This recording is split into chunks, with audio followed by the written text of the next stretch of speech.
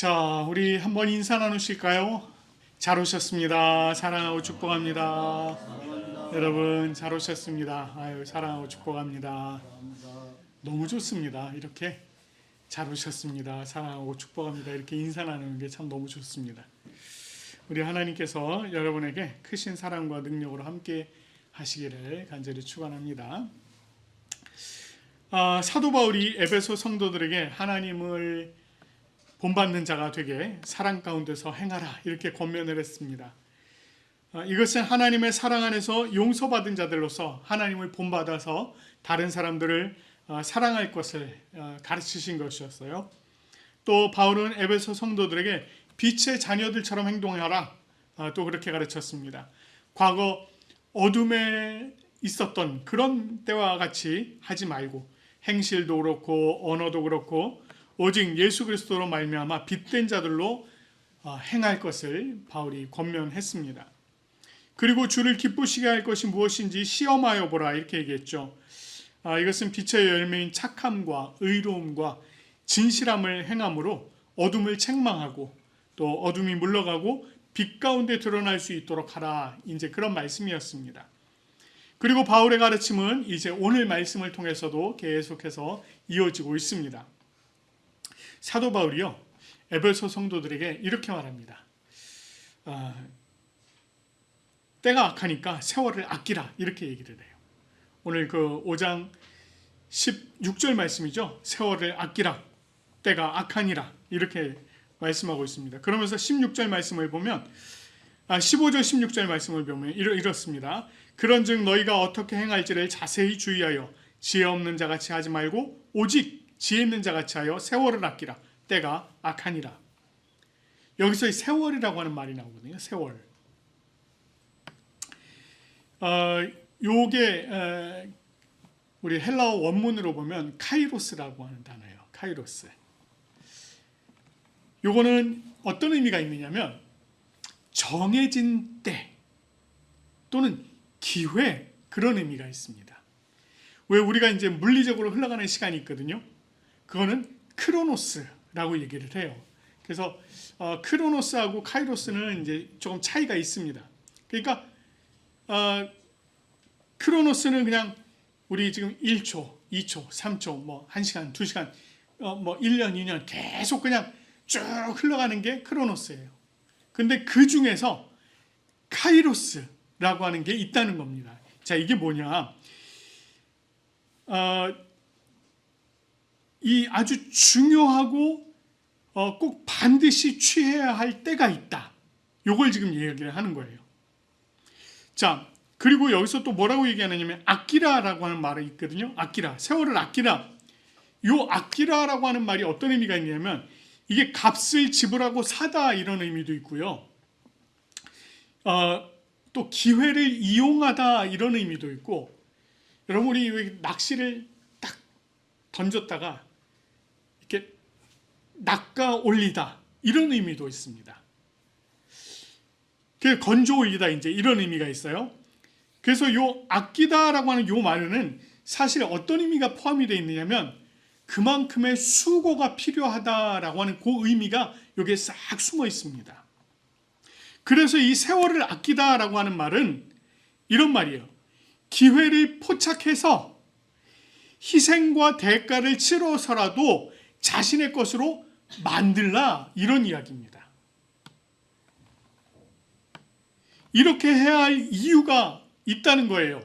그 이유가 뭐라고요? 때가 악하기 때문이라는 겁니다. 여기서 이 때라고 나와 있는데 요거는 우리말로 하면 원래 그 말을 우리말로 하면 날들 이런 뜻이에요. 하루, 이틀, 사흘, 나흘, 날들 이런 뜻입니다. 근데 지금 이 때가 악하다는 거예요. 하루하루 흘러가는 이 매일매일이 악하지 않은 날이 없다는 겁니다. 요즘 저희가 그런 표현들 쓰잖아요. 아우 때가 악해서 이런 표현들 쓴단 말이에요. 이게 바로 그런 얘기입니다. 그러니까 이 때가 악하기 때문에 이 악한 때에 건져 올릴 만한 기회들을 건져 올려야 된다는 거예요. 그걸 얘기하는 겁니다. 그러면 이렇게 악한 때에 건져 올릴 만한 기회들, 건져 건져 올려서 아껴야 할 세월들, 이게 과연 무엇이냐? 그 기회는 과연 무엇이냐? 이걸 생각해 보면 사실 우리가 이거 앞에서 다 얘기했습니다. 앞에서 이야기한 것들 이런 거예요. 예수 그리스도로 말미암아서 우리가 하나님의 자녀들이 됐잖아요. 하나님의 자녀된 자들로서 부르심 받은 일에 합당하게 할 기회.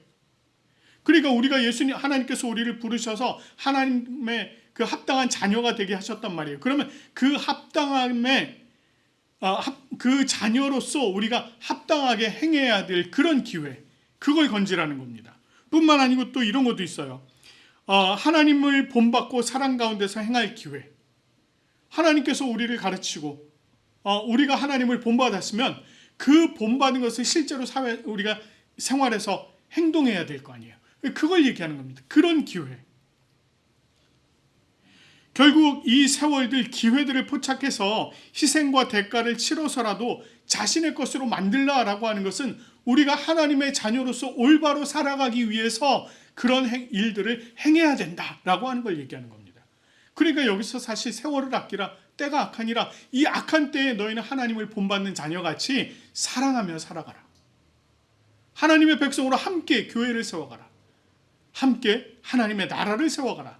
바로 이제 이런 거를 이야기하는 겁니다. 바울은요, 이 악한 때의 세월을 아끼는 방법을 또 얘기를 하고 있습니다. 그 하나가 어떻게 행할지를 자세히 주의하라는 것입니다. 이거는 이제 이런 말이에요. 어떻게 행할지 자세히 주의하라. 이것은 선택이 가능하다는 겁니다. 선택이 가능하다는 얘기예요. 우리는 이미 앞에서 온갖 음행과 더러운 것과 탐욕과 누추함과 어리석은 말과 희롱의 말들, 이 어둠에 속한 것들을 저희가 봤단 말이에요. 또 반면에 모든 착함과 의로움과 진실함과 같이 빛의 열매가 있다라는 걸 저희가 봤어요. 전자의 것과 후자의 것 중에 너희가 과연 뭘 택할 거냐, 이걸 얘기하는 겁니다. 너희가 하나님의 부르심을 받은 자로 합당하게 세워졌을 때 너희는 과연 어떤 걸 택할 것이냐.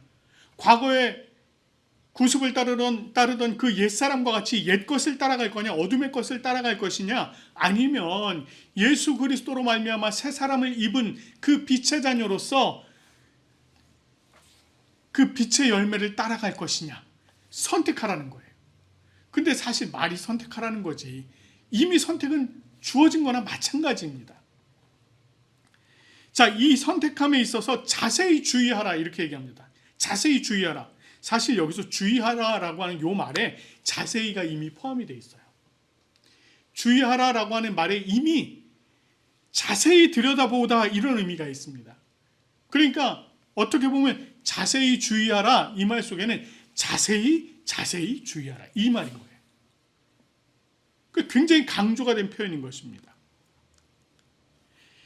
결국 뭘 얘기하는 겁니까? 심사숙고하라는 거예요. 이거를 심사숙고해서 살펴서 행해라 라고 하는 겁니다. 그리고 세월을 아끼는 또 다른 방법 하나, 지혜 없는 자같이 하지 말고 오직 지혜 있는 자같이 하라 라고 합니다. 바울이 앞에서 옛사람과 새사람을 비교했죠. 어둠과 빛을 비교했습니다. 마찬가지로 지금 지혜 없는 자와 지혜 있는 자도 마찬가지로 비교하고 있는 거예요. 이걸 대조해서 보여주고 있는 겁니다.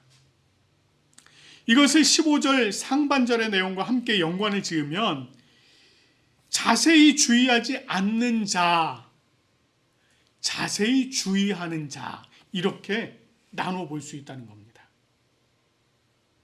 결국 지혜 없는 자란 자세히 주의하지 않고 과거 옛사람의 모습대로 어둠에 속한 것들을 여전히 쫓으면서 그것을 행하면서 살아가는 사람들이다 라고 하는 거예요.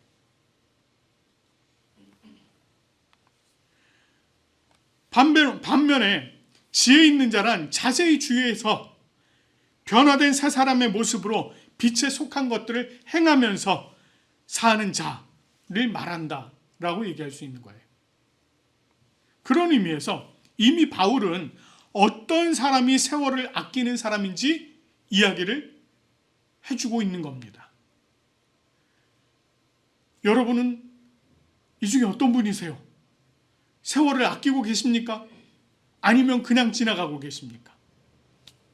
한번 생각을 해보라는 것입니다. 바울이요, 이어서 주의 뜻이 무엇인가 이해하라 이렇게 얘기합니다. 17절 말씀 보면 그러므로 어리석은 자가 되지 말고 오직 주의 뜻이 무엇인가 이해하라 이렇게 말해요.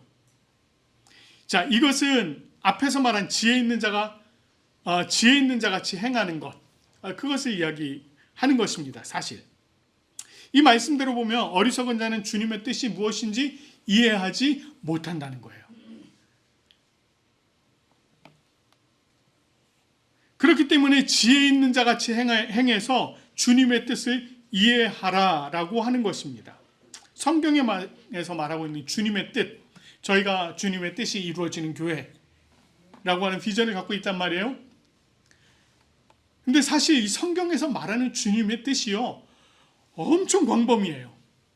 좀 광범위합니다. 물론 그 중에 저희는 이제 복음과 연관을 지어서 주님의 뜻, 복음과 하나님의 나라로 이제 이렇게 얘기를 합니다만 굉장히 광범위해요. 그 중에서 사도 바울이 그 광범위한 그 주님의 뜻 가운데서 오늘 전하고자 하는 그 주님의 뜻이 있어요. 그걸 좀 살펴보고자 합니다. 자, 우선 성령으로 충만함을 받으라 이렇게 얘기합니다. 성령으로 충만함을 받으라. 18절 말씀 보니까 뭐라고 그래요? 술 취하지 말라. 이는 방탕한 것이니 오직 성령으로 충만함을 받으라. 바울은요, 술과 성령을 비교하고 있습니다. 사실 이게 이 둘이 비교할 수 있는 대상은 아니거든요, 원래는.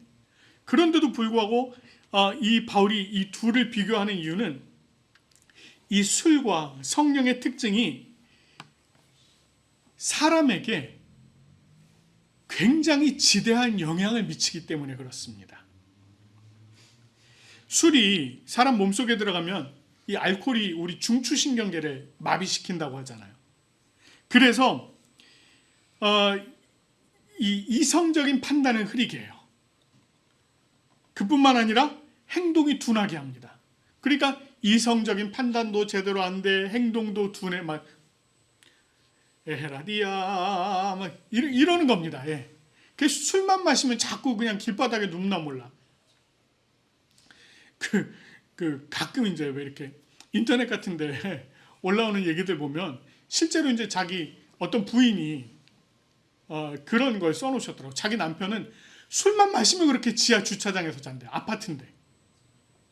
그날도 또 연락이 와서 또 쫓아 내려갔더니 옷은 또 다 벗어서 잘게 이렇게 했고, 자기가 타고 온 차 이제 뭐 아무튼 그 뭐죠, 대리를 해갖고 왔을 거 아니에요. 차 본네트 위에다 이렇게 잘 올려놓고 그러고 그 앞에서 이러고 누워서 쪼그리고 누워서 자더래요. 근데 그게 이렇게 불쌍해 보이더랍니다. 아무튼 그런 사람들 맨날 막 그렇잖아요. 막 술 마시다 보면 좀 안 싸워도 될 일도 자꾸 막 싸우게 되고, 큰 소리 안 내도 될 걸 막 큰 소리 내고 막 이런단 말이죠. 네, 그런 일들이 있단 말이에요. 왜 그래요? 그게 이성적 판단이 제대로 안 되고 행동을 제대로 못하게 하기 때문에 그렇습니다. 술의 양이 많아질수록 사람은 자기가 자신을 통제하지 못해요. 오직 술의 지배를 받게 되는 겁니다.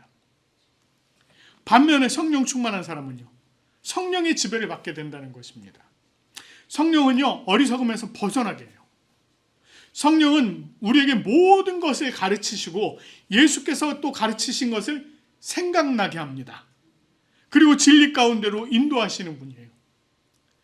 성령께서 우리 안에 내주에 계실 때, 우리 안에 들어와 계실 때 우리는 성령으로 말미암아 많은 변화를 겪게 됩니다. 그것은 곧 우리를 주님의 뜻에 합당하게 행하도록 우리를 변화시켜 간다는 거예요. 누가요? 내가요? 아니요, 성령께서. 그래서 바울은 술 취하지 말고 오직 성령의 충만함을 받으라라고 얘기를 하는 거예요. 근데 여기서 성령 충만함, 이게 그냥 딱 한 번의 사건일까요? 우리가 그냥 성령, 과거에 내가 예수님 딱 만났을 때 성령께서 나에게 임재하셔서 성령 빡 부어주셨으니 그때 한 번 받은 성령으로 내가 평생 간다. 물론 성령께서 내 안에 내주에 계시는 것은 맞습니다. 한 번으로 가요. 그런데 그 성령을 내 안에서 충만케 한다는 것은 다릅니다. 우리가 마치요 자동차 기름을 만땅을 넣고 쓰면 게이지가 내려가는 것처럼 우리가 성령께서 우리 안에서 행하시도록 하지 않으면 성령께서 힘을 점점 잃어가십니다. 이렇게 표현하면 또 되게 이상하거든요. 이걸 또 잘못 이해해갖고 또 이단이라고 그러라. 그렇게 이해하시면 안 되고 이런 거예요. 그러니까 성령께서 자기의 힘을 발휘를 안 하시는 거예요. 그래서 우리가 성령께서 자기 힘을 발휘하실 수 있도록 매일매일 성령 충만하게 해야 돼요. 그래서 여기 지금 충만하게 하다라고 하는 요 단어가 그 성령 충만하라 라고 하는 요 명령어로 써 있는데 요게 현재형으로 되어 있습니다. 현재형. 이게 무슨 얘기냐면 제가 전에도 여러분께 이 시제에 대해서 설명을 드리면서 그런 말씀 드렸어요. 현재는 항상 새롭게 현재다. 그렇죠? 예. 무슨 얘기냐면 1초 후, 1초는 너무 짧다. 5초 후에 시간이 하나, 둘, 셋, 넷. 아이고 벌써 현재가 됐어요. 이거예요, 이거. 그러면 현재 내가 성령을 가득 채운다라고 하는 이야기는 지금 이 순간에 성령 충만케 가득 채운다라는 그런 의미입니다.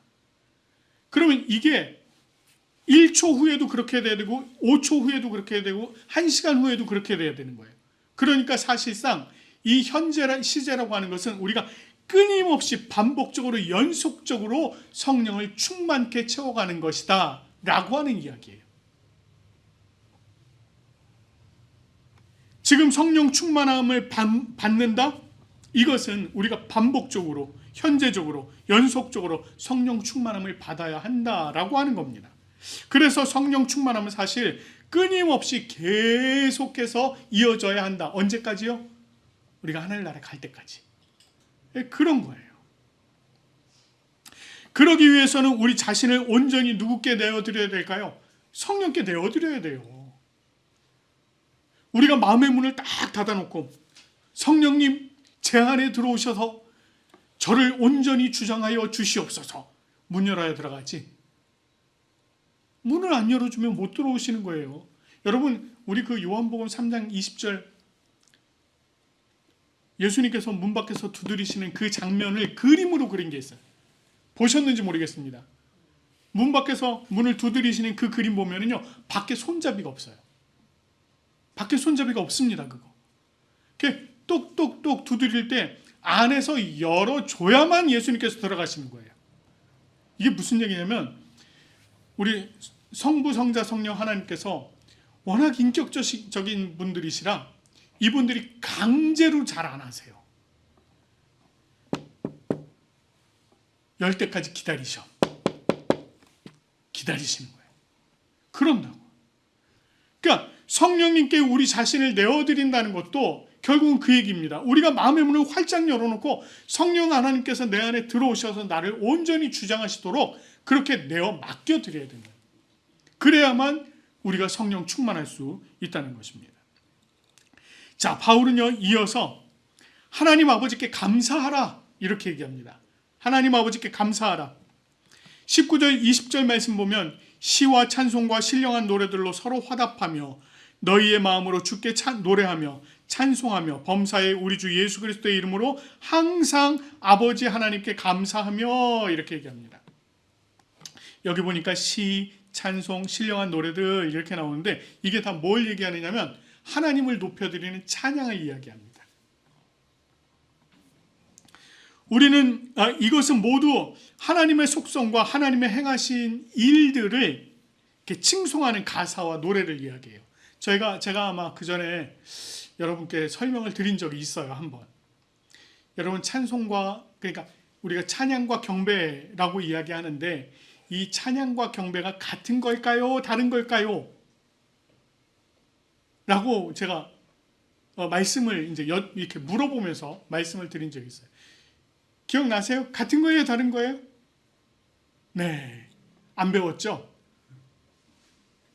우리 학교 다닐 때 꼭 가르쳐 줬는데 내가 모르면 안 배웠는데요. 이래. 네. 자, 이런 거예요. 경배 약간의 차이. 그냥 우리가 뭉뚱그려서 얘기를 하긴 하는데 그냥 약간의 차이입니다. 경배라고 하는 것은 하나님의 속성을 높여드리는 거. 그래서 하나님은 위대하십니다. 하나님은 전지전능하십니다. 하나님은 무소부재하십니다. 하나님은 모든 것이 능하신 분이십니다. 라고 이런 그 하나님의 속성 자체를 우리가 표현하는 것을 경배다 이렇게 얘기합니다. 반면에 찬송은 그런 하나님께서 행하신 일들 아유 잘하셨습니다 라고 하는 걸 얘기하는 거예요. 근데 이거 잘해야 돼요. 잘하셨습니다 이거 아니라 그랬어요. 네. 왜 막 그런 경우 있잖아요. 좀 이렇게 잘하셨습니다 이러면 조금 이상하잖아요. 그런 거 아니고 정말 하나님께서 천지 모든 만물을 하나님께서 만드셨습니다 하신 일, 오늘 우리에게 너무나도 아름다운 날을 주셨습니다 행하신 일, 하나님께서 우리에게 한없는 은혜를 부어주셨습니다 행하신 일, 그런 일들 너무너무 잘해주셨습니다 라고 하는 것이 바로 찬양이라고요. 그걸 얘기하는 겁니다. 아무튼 여기 보면 그런 칭송하는 가사와 노래로 하나님을 찬양하라는 거예요. 그런데 이걸 어떻게 하라고 하느냐면 이러한 찬양으로 서로 화답하라라는 거예요. 서로 화답하여. 이게 화답하라는 게 뭔 말이냐면 이쪽에서 찬양하면 이쪽에서 같이 찬양하고 또 이쪽에서 찬양하면 이쪽에서 같이 찬양하고 그거예요. 제가 아침에 여기 나와갖고 여러분 예배 드리기 전에 찬양 인도한단 말이에요. 찬양 인도를 하는데 저는 열심히 하고 있는데 여러분이 만약에 안 하고 같이 하지 않고 보고만 있다. 이건 뭐예요? 그건 콘서트예요. 그건 콘서트. 그런데 앞에서 찬양하고 여러분들도 화답하면서 함께 찬양한다. 이게 뭐예요? 이게 서로 화답하며 찬양하는 겁니다. 이걸 얘기하는 거예요. 그러니까 성도들이 하나가 되어서 함께 모여서 서로 화답하며 하나님을 찬양하라. 그걸 얘기하고 있는 것입니다. 이것은 한 공동체로 함께 연합해서 하나님을 찬양하는 것으로 하나님께는 영광, 또 우리 공동체는 큰 감사와 기쁨이 넘치게 하는 것을 말합니다. 바울은 이와 같은 찬양을 통해서 항상 하나님께 감사하며 그 감사를 잊지 않도록 하라 이렇게 가르치고 있는 것입니다. 이게 바로 또 주님의 뜻이라는 거예요. 자, 또 다른 주님의 뜻. 바울은 피차 복종하라 이렇게 말합니다. 피차 복종하라. 21절 말씀 보면은요. 그리스도를 경외함으로 피차 복종하라. 여기서 피차 복종하라 이 말은 우리 공동체 구성원들이 서로가 서로를 향해서 복종하라 이런 말입니다. 근데 이 복종하다 이러면 왠지 어감이 좀 이상하죠. 예, 그래서 이게 좀 굴욕하는 그런 의미가 아닌가 이런 생각이 드는데 아니요. 본문에서 이야기하고 있는 이 복종하다라고 하는 이 단어를 보면 어떤 의미냐면 이런 거예요. 내가 다른 사람을 나보다 앞에 두고 나를 그 뒤 순서에 둔다 이런 의미입니다. 다음 순서에 둔다 이런 의미예요. 지금 그 얘기를 하는 겁니다. 그래서 이것이 사실은 어떤 의미가 있냐면 자발적으로 자신을 낮춘다 이런 의미가 있습니다. 자발적으로 자신을 낮춘다. 그래서 자신을 낮추고 상대를 존중하면서 존경하는 태도, 그런 태도를 취해야 되는 것을 말하는 것입니다. 이와 같은 상호 복종은 그리스도를 경외함으로 이루어져야 한다라고 하는 것이 이 바울의 가르침이에요. 예수님께서 자기 스스로를 낮추시면서 제자들을 섬겨주셨어요. 예수님께서 그것뿐입니까? 사실 예수님은 하늘 보좌를 버리고 이 땅에 내려오셔서 사람의 몸을 입고 그거보다도 더 낮아지셔서 사람들을 섬기는 모습을 보여주셨어요. 그렇게 가르치신 예수님을 경외하는 마음으로 예수님께 우리가 순종하고 또 성도들을 향해서 서로 복종하는, 존중하며 존경하는 태도를 가져야 한다라고 하는 것입니다. 이게 바로 주님의 뜻이라는 거예요. 바울이 이 에베소 교회 성도들이 그리스도인으로서 또 새 사람을 입은 자들로서 어떻게 행할지를 자세히 주의하고 지혜 있는 자같이 해서 악한 때에 세월을 아끼고 술 취하지 말고 성령 충만함을 받고 항상 하나님 아버지께 감사하면서 피차 복종하는 것으로 주님의 뜻이 무엇인지를 이해하고 그 뜻대로 살아가라, 이렇게 가르친 것입니다. 이와 같은 가르침은요, 당시 에베소 교회를 넘어서 모든 세대에 적용되는 가르침이었어요. 그리고 지금 이 시대, 오늘날 그리스도인으로서 이 시대를 살아가는 우리들에게도 동일하게 적용되는 말씀이 바로 이 말씀입니다. 바울의 가르침대로 한다면, 만약에 정말 바울이 이렇게 가르친 대로 이대로만 했다면 아마 교회에 아무런 문제가 없었을 거예요. 아무런 문제가 없었을 겁니다. 그런데 그 가르침대로 생각하지도 못하고 가르침대로 행하지도 못하고 그러다 보니까 어느 시대든지 교회에 항상 문제가 생기는 거예요. 물론 이 바울의 가르침, 오늘 우리 교회도 그대로 적용돼야 되는 말씀들입니다. 비록 우리 보산고백교회 참 작은 교회입니다. 작은 교회예요. 그런데도 이 악한 때의 세월을 아끼고 주님의 뜻이 무엇인지를 정확하게 우리가 이해하면서 살아가야 된다는 거예요. 뿐만 아니라 그 주님의 뜻이 무엇인지를 우리가 이해를 했다면 그것이 실제로 우리의 삶을 통해서 드러나야 되는 것입니다. 이해를 하고 우리가 머릿속엔 알고 있어요? 근데 안 해. 그러면 의미가 있을까요? 아니요, 의미가 없는 거예요.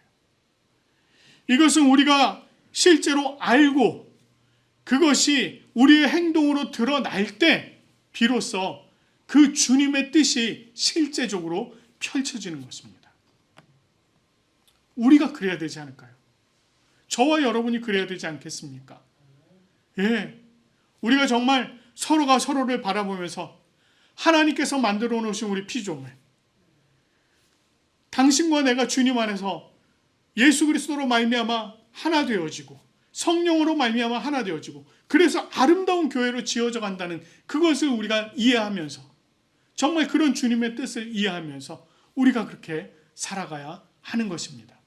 그때에 진정으로 우리 부산고백교회가 주님의 뜻이 이루어지는 교회로 그렇게 세워질 줄로 믿습니다. 우리 성도 여러분들 사랑합시다. 서로 섬기고 더 사랑하고 하나님을 찬양하며 또 주님의 뜻을 이해하며 실천하며 살아가는 우리 모든 성도들 되어지게 간절히 축원합니다.